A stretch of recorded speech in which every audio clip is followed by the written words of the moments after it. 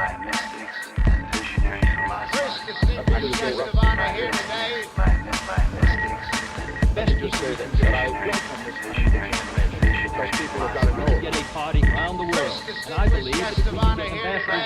the language. Bring students to the future. The new generation of America. Strong defense, strong in economic growth.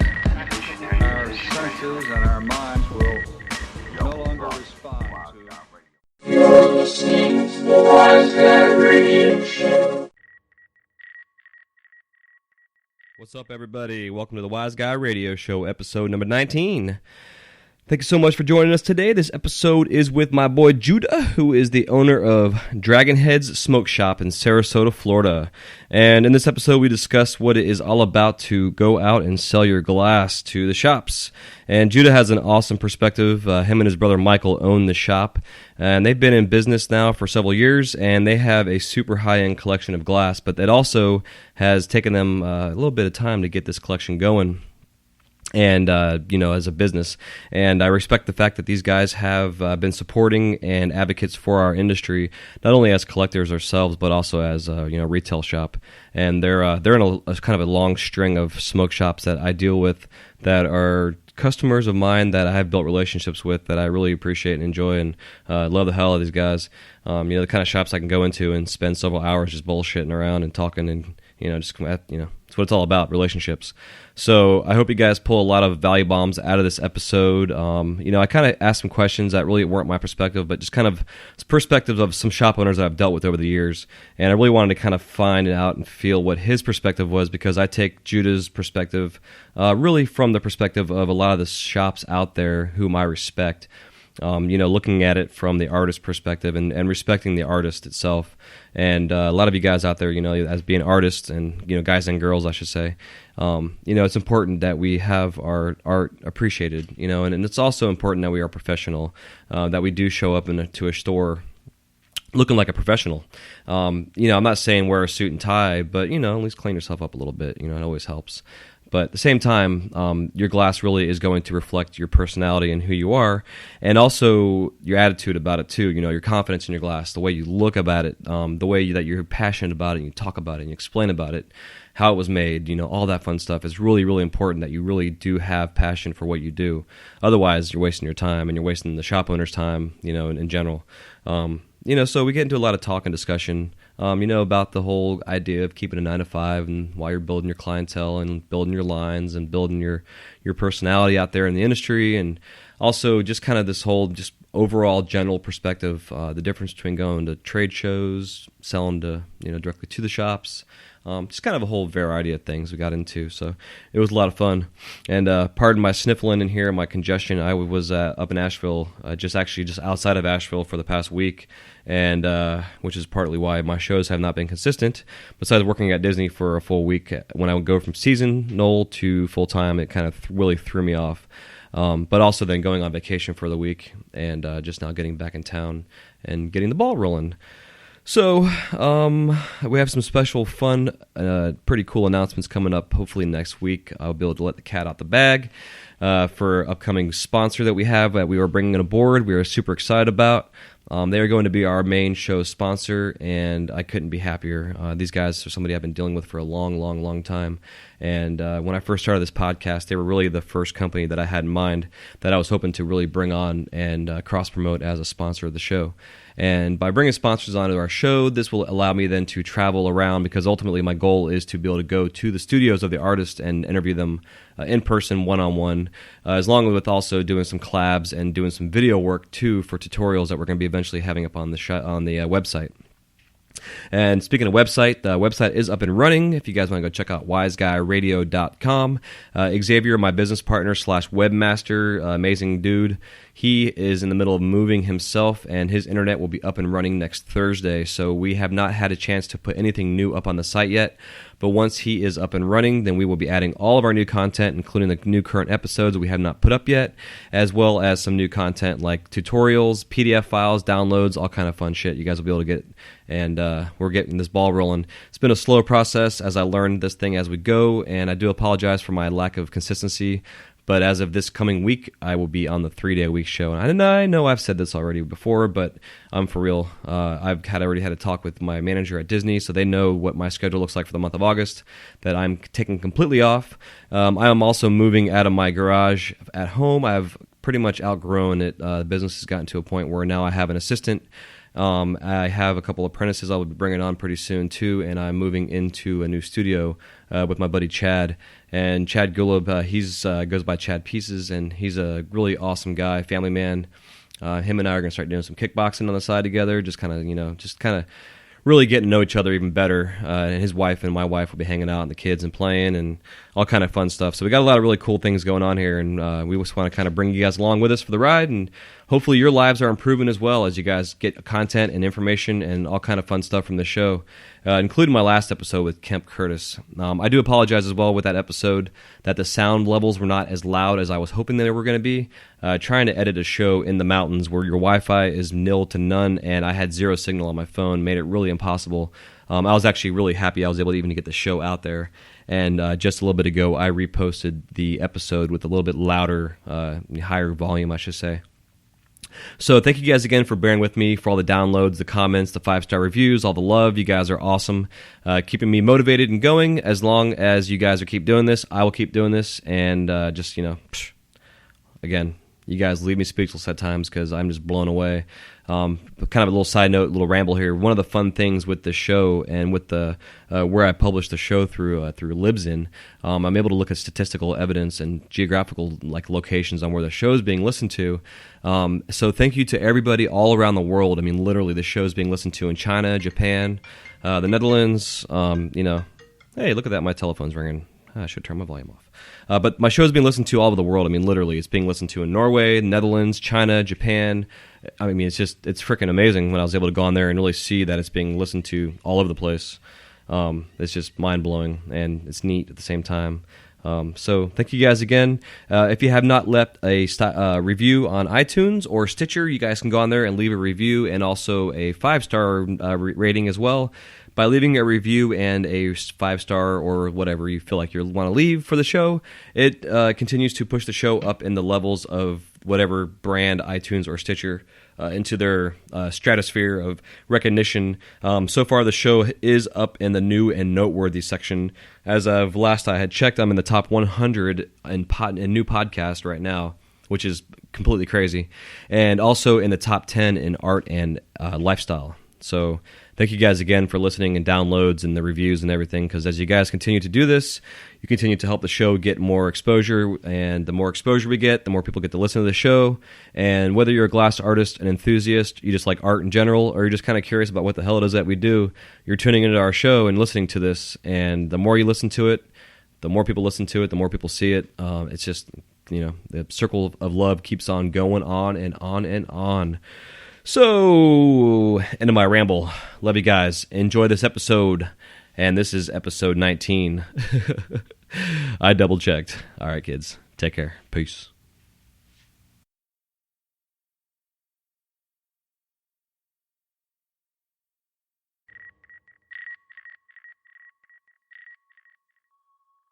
What's going on, everybody? Welcome to the Wise Guy Radio Show, episode 19. Today I am sitting in Headz SmokeShop in Sarasota, Florida with one of the owners, Judeh. Him and his brother Michael own this place. They got a small little shop, but it's a badass gallery store. They've got a lot of high-end glass from some of the top names in our industry, as well as they also have a lot of nice production from local artists and also higher-end glass from local artists, including myself as well. And we're going to sit here and discuss the idea I had was to really give you guys an insight on what a retail store is looking for when you come into their shop.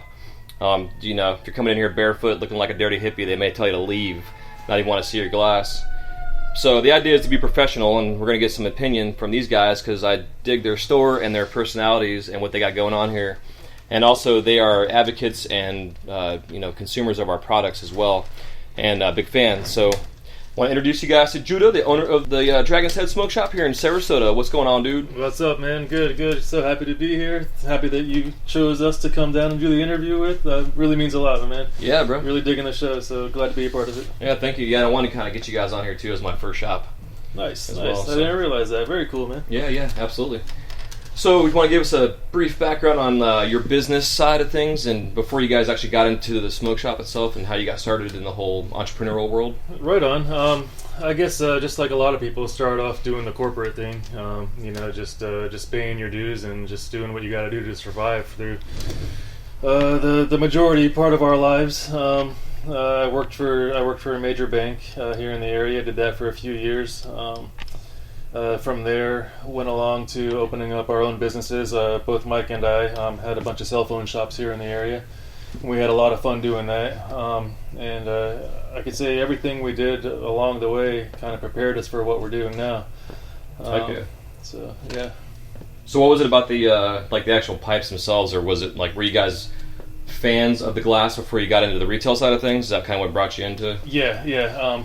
There was a lot more to it that we didn't know existed, but we were already consumers, and we were customers of a lot of the shops here in the area. We were just doing our thing and just loving the cultural side of it, and the corporate ventures that we were involved in just weren't as much fun as they were when we initially got started. So we started looking at the smoke shop industry. We had a lot of family that was doing it at the time, and a lot of friends that were already doing it at the time. So it was something that we always batted around, but we were never really serious about. But the more we disliked our corporate position in life, the more we started taking a serious look at the counterculture business.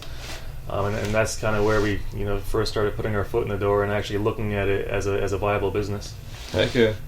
Yeah, man, it's amazing because like this, as long as this industry's been around for, freaking 50 years or more, with this, just the tobacco industry in general, and then once the glass pipes started coming in, it was the record stores and the pawn shops and shit that started to sell the pipes, and now the stores have evolved into what you guys have here, which is why I love your store so much, because not only do you guys have a small space, but you've taken this small space and taken every little inch of it and made it valuable, not only with the production glass, but also with the one-offs and the higher-end glass. It's the little gallery. Right. Which is what I like about it. It's pretty good shit. We didn't know it was going to turn out that way, honestly. Yeah. When we opened just pretty basic. The half of the store didn't even have a single item. And we just had a bunch of hand pipes and a bunch of scientific glass. Just stuff that we knew that we liked, all along.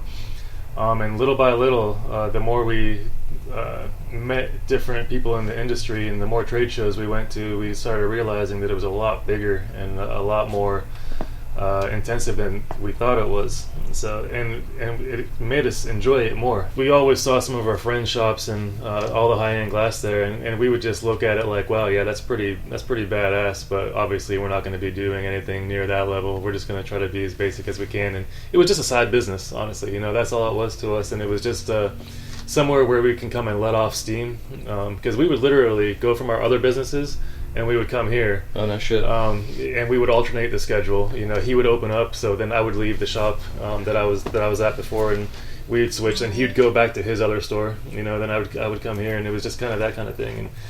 And the customers that were coming in, we fell in love with them. Then they would start asking for different things, and we couldn't wait to show them what we got them. So it turned into that. It was something like, oh, this is cool, but have you ever seen one of these? And we'd be like, no, show me. They would show us an Instagram picture of something, and then we'd have to make it our mission to find it, because we thought it was so damn cool ourselves. Yeah. And like everything in here is something that we would want for ourselves. And I think that's kind of where the love came. We never really looked at it as a business. That's the whole reason we opened it. Right. We needed something anti-business. We were already involved in business, and we were doing all right already. We just needed a place, like I said, to come let off some steam. So we never treated it like a business, and I think that's what made the difference here. We treated it as a place where we can make an excuse to get cool things. Hell yeah. It's almost like you guys have like your own collection here, and then you just then can sell off your pieces from your collection. Oh, totally. As people come in. There's pieces that we'll get, and then we'll hope it doesn't sell, so we can make it a part of our personal collection. But we would literally talk about it. We're like, bro, I'll give it 2 weeks. If nobody asks about it, it's ours. Hell yeah, and we'll high five, That's it. That's awesome. Yeah. Hell yeah. So did you guys start off with the import stuff at first to get the ball rolling, or did you kind of do a hodgepodge, miscellaneous import, local kind of? To be honest, we didn't know what we were doing. We'd go to a trade show, and there would be a big booth set up, and we'd look at it, And we'd ask the person running that booth, "Is this all American glass?"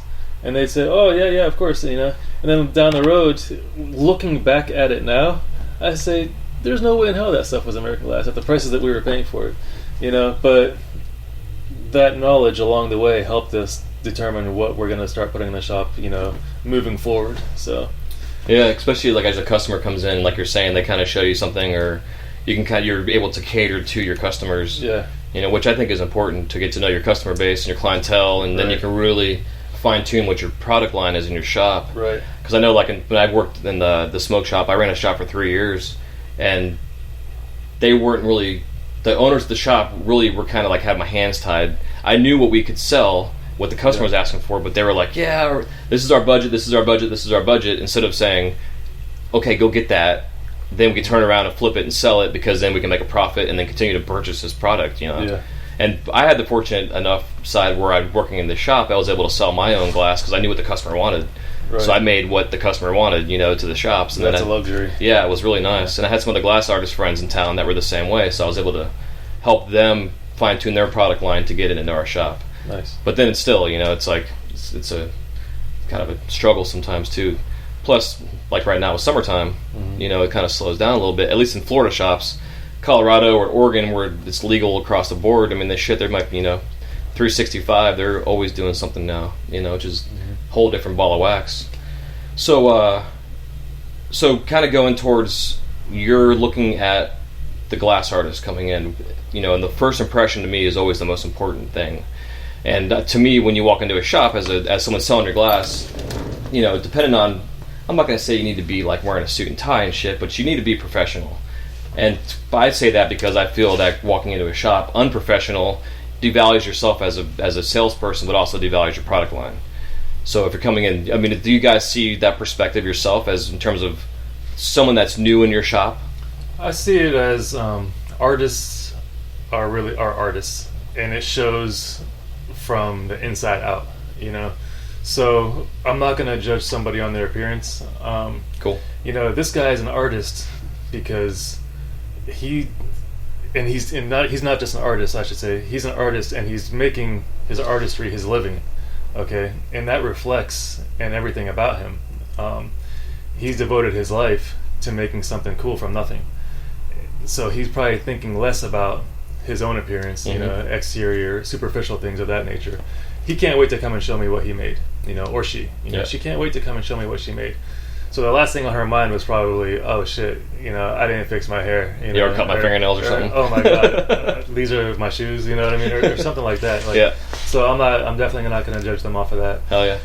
And I mean, geez, if you go to the trade shows, dude, you'll see some of the biggest name artists, and if you don't know who they are, you would think, how did this guy get in? You know? Right. So it's definitely not the angle that we're looking at when somebody comes in here to present some of their wares. Nice. Yeah, it's more of, you know, open up your case and let that speak for you. Yeah, absolutely. Yeah, I like that attitude for sure, because it definitely, from the artist perspective, that's huge. Yeah, because it allows the artist to be free as an artist, to then sell their art. You know, instead of like, you know, selling their production. This is, I got a $500 case or whatever, you know, type of thing. Yeah, and smile. You know, when you come in. I don't care if your glass sucks, but if you're smiling and you're friendly about it, you know, I mean, we're still going to talk to you, and we're still going to probably grab a few pieces off of you. Hell yeah. And give us a heads up you're coming. You know, don't just surprise us, then you pop in at 5 o'clock during prime time, you know, and the store's full of people, and you're busting open a case and you're shouting out prices, you know. Yeah, exactly. That's not good for anybody. Yeah, and that was part of the thing I want to bring up, too, is like, you know, there's a lot of glass artists that will go on tour.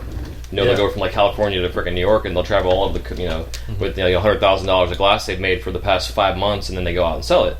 So you guys obviously prefer a heads up, say, "Hey, I'm coming in town." You know, like how do you guys go about that process? You know, tell us, because I can see from the artist perspective. Oh, well, if I call you and tell you I'm coming, you're going to tell me you have glass, or you're going to tell me you just went to a trade show, or you're going to tell me the trade show is coming up, you know, and you're just going to tell me not to come. Period.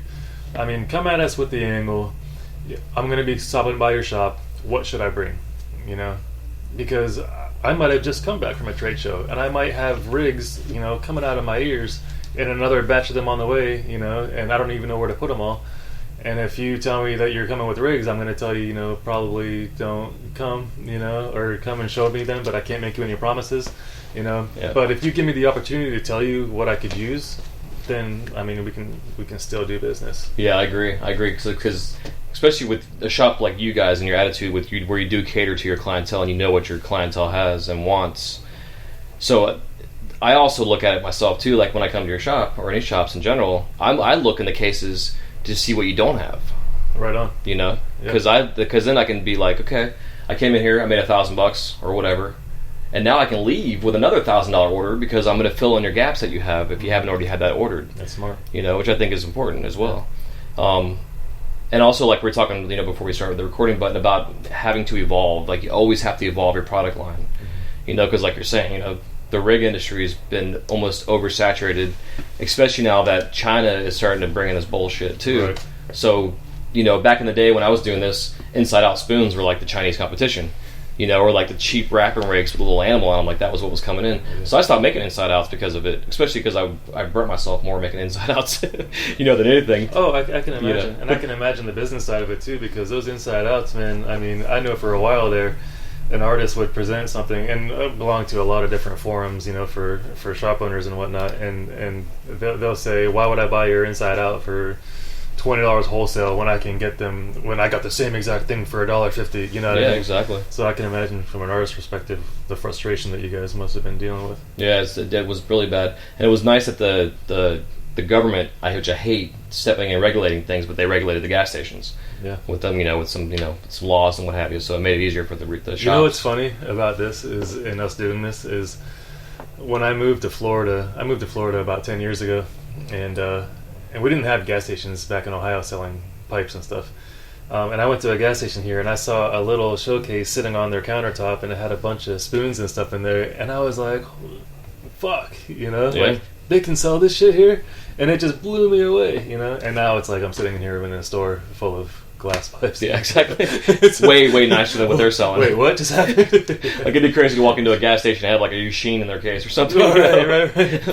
So, so the perspective though of communication is key. You guys feel when it comes to the sale. Yeah. Because like even like today, I was supposed to be here at noon today, and I called you early at 10 o'clock in the morning saying, "Hey, dude." Yeah. I got a chance to mow my yard. I got to do that shit before I get out of town. Yeah. So, but I still communicated. Yeah. It's huge because, like you're saying, there's nothing worse than you're in rush hour and your store's busy and some jackoff walks in with a case of glass and like opens his shit up and he's handing out business cards to the customers and yelling out his prices on his glass. It's right on. It's like totally unprofessional. Yeah. So even as an artist, be an artist and be who you are and be transparent and show your passion through your work, but you also have to have that common sense professionalism too. There's a business. Yeah, don't mistake me saying I don't care about your appearances and this and that. I do care what comes out of your mouth. Yeah. So there's got to be some kind of business acumen to your demeanor, when you're coming in, and you just got to prepare for it. You're not going to be a business person overnight, but I'd rather you be a logical human being than a total just let me see how much money I can come out of this store with kind of guy. Yeah, absolutely. So say Joe Blow McGillicuddy comes in off the street and they're a new glass artist you've never had in your shop before. Maybe people don't know who they are as well, and they're coming in with all these crazy numbers and prices and stuff. Do you feel like you're going to go ahead and buy it at that price and see if it sells, or are you going to try and talk them down and say, hey, we're not familiar with your work? Mm-hmm. Like, what's the perspective on that? Because I know it's not always easy to price your work, especially if it's something new, or if you're new to an area and you're not sure with the area. That's the unfortunate part of this industry, is that you're only as good as, and this sounds so pretentious and superficial, you're only as good as your following online and on social media. So and that's not true. I'm just saying that's the perception. Yeah. So if you come in here and you made this, amazingly beautiful piece, I might want to buy it for myself, okay? But it's going to be hard for me to put it on the shelf, sometimes for the numbers that that is needed, because now a lot of times when we're talking about an artist's work, we're showing them what else they have at the same time. I'm like, oh, well, you might not be familiar with his name, but check him out online, and then they see the rest of his work, and he's also worked with so and so, and he's worked with this guy and that guy and this other guy, so it starts to build like a what do you call it, like a kind of gives your reputation exactly going. Yeah, it gets the reputation going, and the customer starts clicking in their head, oh well, this guy is legit, So sometimes when you're just starting off, help yourself by not overpricing your work and and pricing yourself out of a lot of shops, because honestly, I mean, you want to be in a shop like this, you want to be in nice shops. We're opposite from a lot of other shops in the thinking that I don't want to be the only one carrying your work.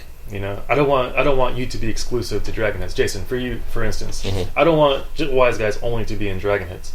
I do want Wise Guys only to be in Dragon Heads in Sarasota, but I want shops like The Hookup, shops like Green Planet, all around the country, shops like Vapor, SmokeShop. I would want shops like that to carry your work, because those are very well-known shops that carry a lot of high-end work. So the more places we see Wise Guys like that, the better it is for all of us. Now that person comes in the store and sees a Wise Guy sitting on the shelf, and I'm just using your glass as an example, sees it sitting on the shelf, and they say, oh, I've seen this before, because maybe that customer wasn't even following us to begin with on social media, but they were following some of those other big shops. Yeah. So it just helps to validate it a little bit more. Heck yeah. So yeah, we like to see the work in more shops. So don't kill that angle. Get your work into the shops and then go from there. You can always go up with your prices, but when you start high and ABC shop got your work and they're pricing it at $1,000 retail, let's say, and then you come in here and you've already gotten that wholesale for your piece, and you're definitely not going to go back down again, and now that's the only shop that's ever going to carry your work, because the other shops might be smarter, to do that. Yeah, and that's the difficult part too, because you can always go up. Yeah, but it's hard to go down, because then it devalues the value of the piece. Right. Completely. Yeah, you can't go. Who goes down on prices? Yeah. Nobody. I mean, look at all these artists that. They'll call them in the industry the hype artists. Yeah. Their work doesn't diminish in value. If they want something to be a little bit more value friendly, they'll make a completely different piece and say this is going to be at this price point, but these are always going to be at this price point. Right. Like almost like I know with my Wise Guys, for instance, I have like my base production line. Yeah. And they're always going to be the same price. But if you want a little bit nicer piece that's full colored or has opals on it or something extra, this is what this is going to cost. Right. It's and it has to be set that way. You got to have. I like the idea of having separate different price points, because the attitude I've always had in the retail side of things is that everybody has $20 in their pocket. Yeah. So at least carry some kind of product line that you can sell for $20. Right. But also carry some product line that you can sell for $200, and then $500, and then $1,000 or $2,000. Like you got coils and Yushin pieces that are selling for $20,000 now. Right. Which is fucking crazy. Yeah. But they're selling for $20,000. They're selling for that, but you're not going to go buy a new Yushin upline right now, and think that you're going to get a bargain on one, for instance. Yeah. But maybe Yushin will make a mini upline someday, or something along those lines to fill that little gap in his product lineup, perhaps. Do you guys feel like with social media and the kids that are online on the social media, on the groups that are selling or trading amongst themselves, do you find that that's hurt the retail industry at all, or? I think to me it's just more annoying than anything else, because they'll mistake new glass for used glass, and vice versa. Right. Such and such sold for this much in this forum or in this Facebook group, and a lot of times they don't know how to compare apples to apples. That's the problem with it, and that's where you see the China stuff getting a lot more popular too. You'll see real high-end glass for sale. You'll see these people posting this stuff, and somebody will jump on there and say, no, the real one goes for this much, and then they'll start bashing the real one. Yeah. And it sucks. Yeah.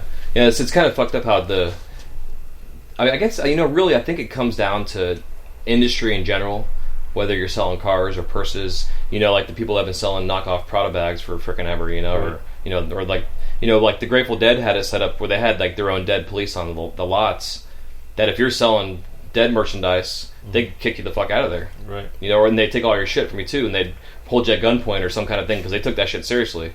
Yeah. Where like our industry it's not regulated yet, and it hopefully will get regulated to a point. Like part of my show, the goal, I actually have a lawyer I'm bringing on soon, and part of our discussion is going to be how can we get a union set up in this industry? Because the way the laws are changing, hopefully Florida's laws will change eventually, but we're a trade. We're like masonry, or we're like a welder, and they all have their trades. Yeah. Even the fucking post office, or whoever, they have their trades. So I think once the industry becomes standardized, the import shit that's coming in hopefully will cease to exist. I don't think it'll cease to exist, but I don't think it'll be as heavily there, Like I remember forever, dude, like the knockoff roars that were coming out, and the shops were selling them as real roars, and roars like, well, fuck you, we're not going to sell them to America anymore. Right. It sucks. So like, do you have anybody coming in ever that's an artist or says that they're an artist? Like, okay, here's a crazy example for you. So like 10 years ago, I met this guy. I'm not going to say any names. Came to my shop that I was working at. Opens up his case of glass. He's like, yeah, man, I made all this stuff. And about 6 months later, he comes back in my shop again. He's in town. And then he's like, yeah, man, this is my newer stuff. You want to blow some glass one day? I'm like, yeah, that'd be cool. So he came to my house.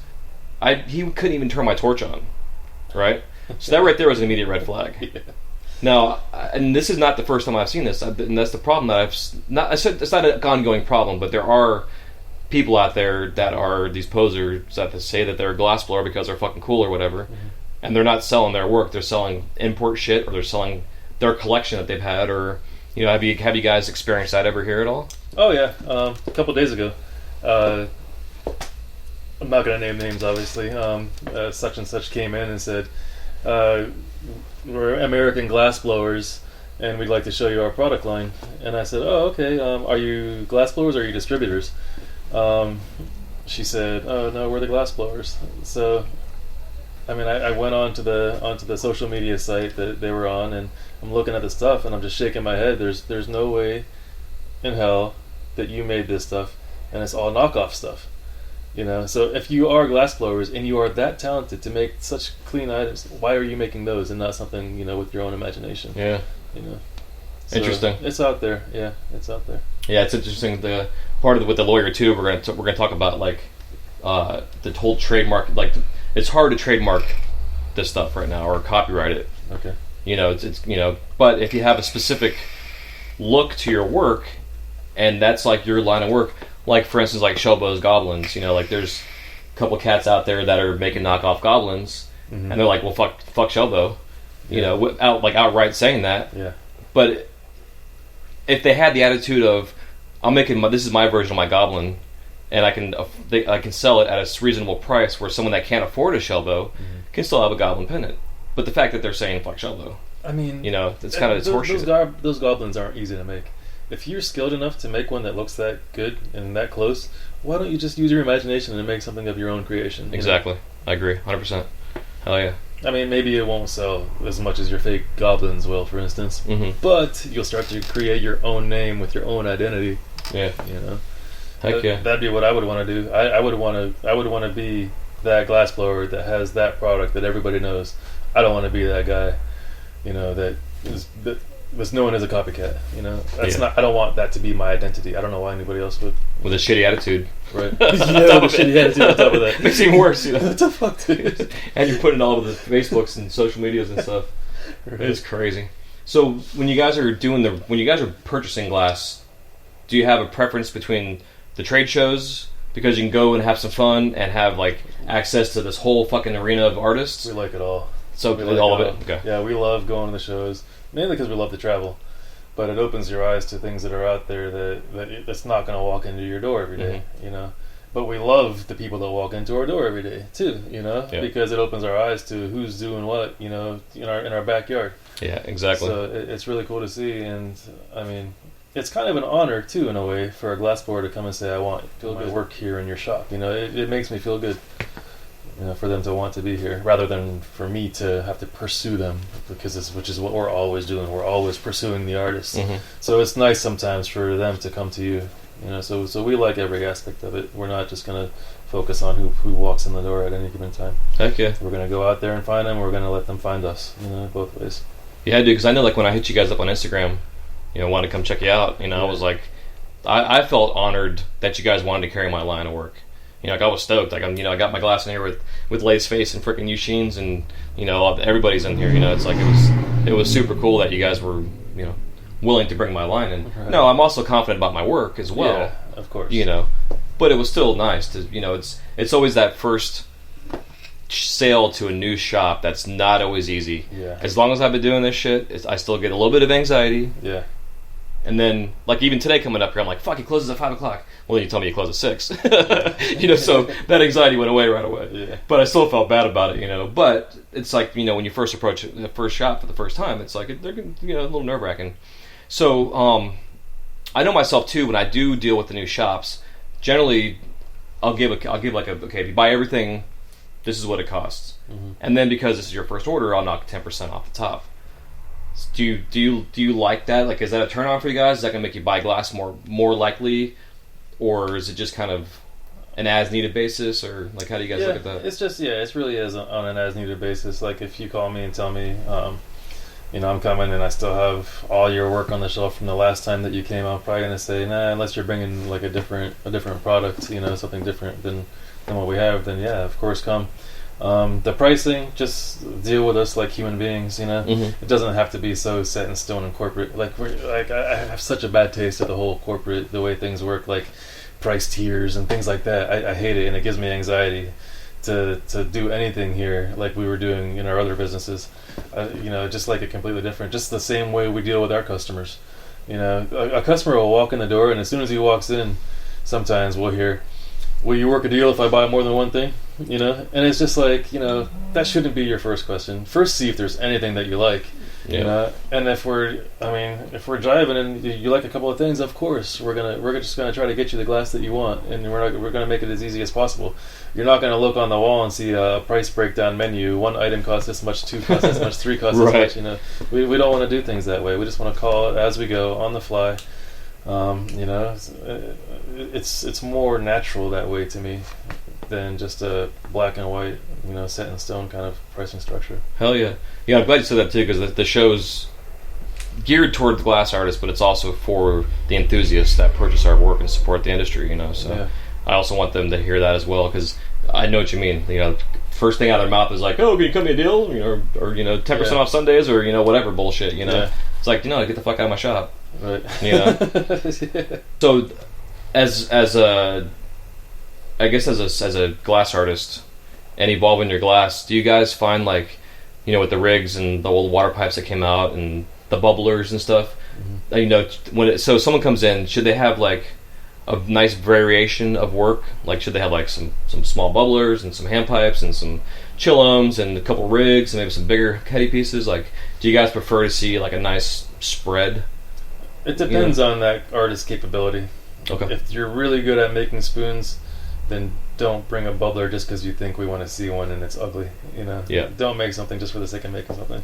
If you make one thing really well, then show that off, and then during that visit, go from there. Ask if there's anything else that you might have wanted to see, or like I said, it all starts with the phone call before you come, or the message that you send us before you come, of what we would like for you to bring. Or even just a way to introduce us to your work. Let us know if you have an Instagram or a Facebook where we can see your work. I know not everybody has a catalog, because you're not always making the same stuff over and over again. But there's got to be somewhere where I can see your work. So yeah, because that's what I do. Like I say, go on my Instagram, like the pictures that you think you like on there. Yeah. And I'll pay attention to your likes and stuff, and then I'll do screenshots even. And then I'll send a text or an email to you guys or to whoever the customer is. That's a good idea to like the things that you see. Yeah, because that way you know specifically what it is that they're looking for. Yeah. And then you can also give prices on that kind of stuff too. Right. And you can kind of feel out who you're selling to. And because I also find too, like in terms of, like if you're trying to wholesale work, certain areas are going to pay more money for your work compared to it's just based on local what people can afford really. Right. So it's kind of like that fine line of like, okay, should I say I have like, item A, and this is like the lowest price point that I will ever go for it. Okay. And I know I could sell it in Florida for that low price point because that's what Florida can afford. But if I go to California, based on California's financial situation, what people are making money out there, or even like New York where they're, people make more money, but they also, their living expenses are more. So they're used to paying more money for items per se. You know. Well, here's the problem with that is, like us and most of the shops like us, we ship, you know. So if a store in California is getting a set of pricing and a store on the East Coast is getting a set of pricing, and a customer in Kansas is calling both of those shops asking about that product and wondering why he's getting quoted 2 different prices, then it makes one of the shops look like a scammer, you know. Yeah, thank you. Exactly. That's how I want to talk about that. The pricing has got to be uniform. If you're going to hook us up on a deal, then do something similar for other shops too. It doesn't have to be precisely perfect, but don't have your pricing vary too greatly to where, you know, shops are making other shops look bad. Yeah, for sure. There's already enough of some shops underselling, you know, artists' work. So from a shop's perspective, coming at the artist, you know, don't make it even harder. You know, don't help that even more, I should say. Yeah, for sure. Because I know, like, even when you sell to a distributor, you know, like I sell to Joint Forces as one of my distributors. Yeah. And when we first talked about it, which I was on the same page already, but like they just told me, you know, it's like there's nothing worse than their rep going to a shop, selling your item. Your same item is in there. You're selling it to that shop for less than what they're selling it for. Right. It makes them look like dicks because they're trying to get a higher price for it. Right. So you got to be consistent. You know, you have to know what your wholesale level is, and if you sell it to a distributor, you have to know what their mark off is. So like 15-20%, and keep your prices at that so that you are consistent everywhere. Right. Yeah. Because like you're saying, with a lot of shops now are shipping. You know, like the Wonderlands and a couple other shops for a long time they wouldn't ship. Right. But they caught on to see with social media that you have to offer that. Like that has to be something that you offer, especially when you're carrying $10,000 pieces in your shop. Nobody's walking in the door to buy that. No, you know? But if they see it on your Instagram, they're gonna be like, "Oh my god, I would love to get that from you." Or like the salt collectors, or the Yushin collectors, or the frickin' quill collectors. Like they're out there searching for that artist's work all over the country. Maybe they saw it at Champs as a one day, and they're like, "I wonder who got that." Right. And they're scoring and searching the internet looking for that frickin' item, right? Hoping that they can find it. You know what helps that is when the artist has our back and lets people know where the piece went, you know? Yeah. And there's artists that just want to keep their pages clean. They don't want to post everything they've ever made in their life, you know, which is cool. And they don't want to post anything a couple of times sometimes, you know? But then from a shop's perspective, it's kind of like, you know, we made a pretty sizable investment, you know, on this piece or on these pieces. It'd be nice if the people who are most likely to buy it know where it is. Yeah. And they're not going to know by us posting it because they might not know we exist. Yeah, exactly. You know? Exactly. So it helps when there's that, when the artist is willing to let their own followers know where a piece ended up, because it brings a whole new audience to us that didn't even know that we were here. Yeah, for sure. I know myself personally. I do that. Like if I'm coming to your all store, you're great about it. You know, I'm gonna put stuff on Instagram like, hey, dude, these are gonna be at Dragon Headz here, like in the next day. Yeah. Or if even I'm sending this order off to my distributor, I'm saying, hey, SmokeShops, hit these guys up. Yeah. They're gonna have this product line, you know. Right. And then after I'll leave, I'll do the same thing. Or like you guys take the best pictures, dude. Like I love your pictures of your work. Thank you. You know, like I'm even asked, you know, your permission to use them on my website. You know, because they're so fucking good. You know, and it's such a simple thing, but it's like it's so important to photograph your work that way. We like to do justice to the pieces. Sometimes, man, when you're looking at it online, you know, I'm sitting here in the shop looking at this piece in my hand, and I'm like, how am I gonna let these people know how awesome this piece actually is? Because if I just take a regular picture of it, you have no idea what the depth, you know. Yeah, for sure. It's a struggle too. I mean, no matter how professional the picture comes out, you know, you just really don't know until you put it in your hand. But the pictures are hugely important. Have you ever gotten any items in where like the picture is like, oh my god, the thing's fucking gorgeous, and then you get it in the shop and it's like, this thing fucking sucks. Did they Photoshop it? You know, I would say not really, but I would say as far as size goes, yeah, a lot of times you'll see something and you'll have to get it in here, and then we'll get it. And I'm like, man, I didn't realize that was that small. Yeah. Yeah, size reference is huge. Even with like a lighter, you know, like everybody like puts like a big lighter next to it or something like that. Right. Like I use my hand a lot for stuff, but I've got kind of big hands, so it's kind of hard to, you know, always show you. Like when Apple did the iPhone, like they got called out because I guess the hand model, the guy had this really big fucking hand, and the phone was actually, it looked bigger than what it really was, or something of that nature. Like it was a false advertisement. I know what you mean. Yeah, it was like Shaq holding the iPhone 6S. Yeah, exactly. So the phone looked like a normal size. Yeah. Actually, I saw a YouTube video this guy did when that thing came out, and he got a 19-inch flat screen TV and put the Apple symbol on the back of it. Oh, nice. He's like walking into bars, like in real life, like, "Hey man, you guys have a place I can plug my phone in?" It was so funny, dude. That's right. So, cool, man. Well, shit, I think I kind of got the gist of what we're looking for, because Nice. it's so important to have this base skills and the mentality and the thought of the best ways to not only promote yourself as an artist, but to promote your customers, because they're the ones that are paying your bills when it comes down to it, and feeding your kids, and whether it's from the retail side, customer to customer, or if it's customer to, or artist to store, the whole A to B, A to C, whatever the hell that business terms are. Yeah. It's huge. It's huge. Communication is key. Artists being on the same page with each other, shops being on the same page as each other. Because one artist can make another one look bad. One shop can make another shop look bad, and that's not the intention of the community as a whole. This whole community is all about products uniting people. So that we can enjoy ourselves and just relax and show off things that we got, and we don't want negativity to surround products. You don't want to bust something out and say, look what I got from so and so, Right? And they say, you paid how much for that? This shop was selling it for this much, and then you're just like, what the fuck? But then you find out, well, that shop got killer pricing, and because there's just no uniformity to things. I don't even know if that makes sense. That was just kind of a ramble. Oh no, dude, totally makes sense, because that's why I think we need to get consistent across the board. Have a product line, keep that product line consistent, have a certain price points where you have certain products that are in those price points, and continue to produce those products in those price points, and just keep them there. You know who's cool? I just kind of really just met, but did business with it, was Punny, Punnington. Okay. He came at me from the angle. He needed to pre-qualify me to make sure that if I'm gonna buy his piece, I'm not taking any food off my table for my children. Mm-hmm. Next week I'm not gonna regret making this purchase and just blow it away for cost or under cost. Just to get rid of it. And it was really neat to see an artist care that much about not just the sale, the immediate sale, but what's going to happen down the road. What are the repercussions of this sale? So that was really cool. I mean, he asked me questions like, what kind of, what other kind of work do you guys have? Are you sure that this is something that you're gonna be happy with, or if it ever happens where you might need the money back, let me know before you put it up for sale at a crazy price. I'll just buy it back from you. And I mean, that was some killer communication. Yeah, it's important. And that's for like the super high end. Obviously, you're not gonna come at that angle with somebody with a $20 spoon, right?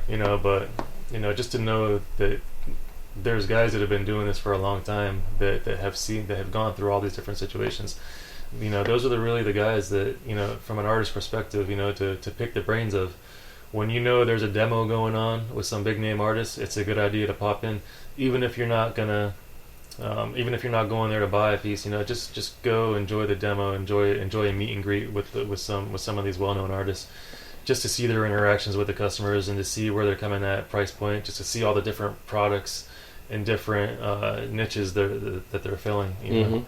Because it's, Pendies, It filled a niche that we didn't know was needed even. But it's like suddenly this past year, 2 years, the pendant game has got stepped up huge. Right. Somebody might want, an artist piece that costs $10,000 that they'll never be able to afford, but they might be able to afford their $300 pendant. Now they got a piece of that artist, Yeah.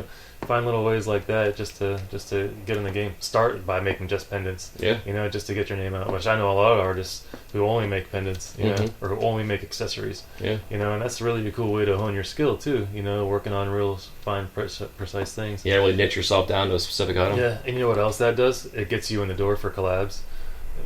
If you make a really great thing, a really great pipe or pendant or whatever it is, get out there so other artists can meet you, so you can start to work together with other artists. One thing we hate as shops is collab pricing, but at the same time, it helps a relatively unknown artist get his name out, because now when you got a coil, for instance, or you got, and you're not going to land a coil collab, when you just get on the torch, but just climbing the ladder, and that's where it's really similar to other businesses, you know, and even the corporate thing, you might start off making a minimum wage, you know, but you get in good with the manager, you know, collab. Which is going to lead to somewhere else, you know, and you might be working with one artist and another artist might pop into the studio that day and you're like, holy fucking shit, you know, and then you're getting introduced, and all of a sudden that becomes your circle. Yeah, exactly. You know? I mean, things snowball like that, and really I've only ever seen it in this industry.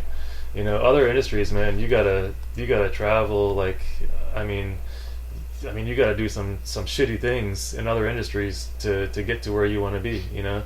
This industry is all really just about love, you know. You just got to really enjoy somebody else's company, you know, and you got to enjoy learning, and you can't be scared, you know, just to jump in. You got to take risks, and there's artists that have gone from nobodies to, you know, just huge names. It seems like sometimes, you know, 6 months to a year. Yeah, I mean, it's crazy. Yeah, it's amazing. It's interesting too, like the way that the trends almost are with the artists. The artists that can get the trend rolling. Whether it's a certain color, like the Illuminati is kind of a big thing right now, you know, like, but that's all trends. Like, I think eventually, like, I was talking with my last guest, and we were saying how it'd be kind of fun if, like, the Illuminati brought back the blacklight bedroom where you have blacklight posters on your walls. Yeah. You know, kind of shit, you know. True. So I've been thinking, like, as an artist, like, marketing-wise, I'm like, well, shit, I need to start making some blacklight posters.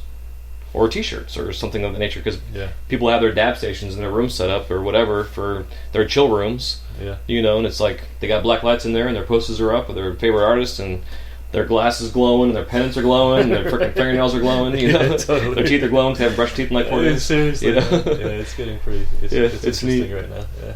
So is there any like last parting advice you can give a brand new glass artist that's trying to break their way into the industry? You got any advice for them? Practice. Don't sleep, you know. Love it. If you don't love it, then don't bother, you know.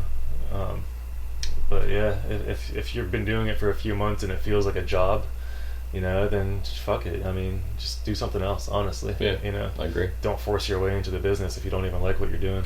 And you'll get that too. We'll get an artist that'll walk in here and just plop open their case and just stand there, you know. And they're not passionate even about what they're showing me, you know. And they're just like, such and such bought it.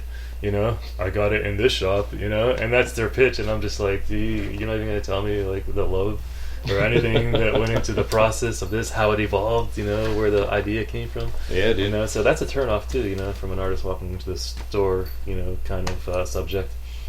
But just love what you do, and there's all kinds of ways to make money in this country. I mean, there's 1,000,001 ways to make it and to do something big. This might not be it. Honestly, I mean, just to be brutally honest, but if you love it, you're gonna make it work. You know, your passion will drive you through it. If you find yourself and you got a regular 9 to 5, which a lot of artists do, you know, because they got to support this somehow. If you find yourself in your 9 to 5 and you can't wait to go home and get on the torch, then you're doing the right thing. Mm-hmm. You know, if your buddy's calling you while you're at work and he's telling you want to come hang out, and you'd rather do that than go get on the torch, then hang it up. You know, it's pretty much black and white. Oh yeah. You know? Beautiful. Well, thanks, dude. My pleasure, Jason. Fucking awesome, man. It was awesome, bro. Anybody want to go check out an awesome shop, man? Dragon Headz in Sarasota. You guys gotta get your glass in here. If you want to buy some glass, check these guys out on Instagram. They're at Dragon Headz, and that's Headz. Dragon Headz. You all take it easy. Happy melting. Yep. See you.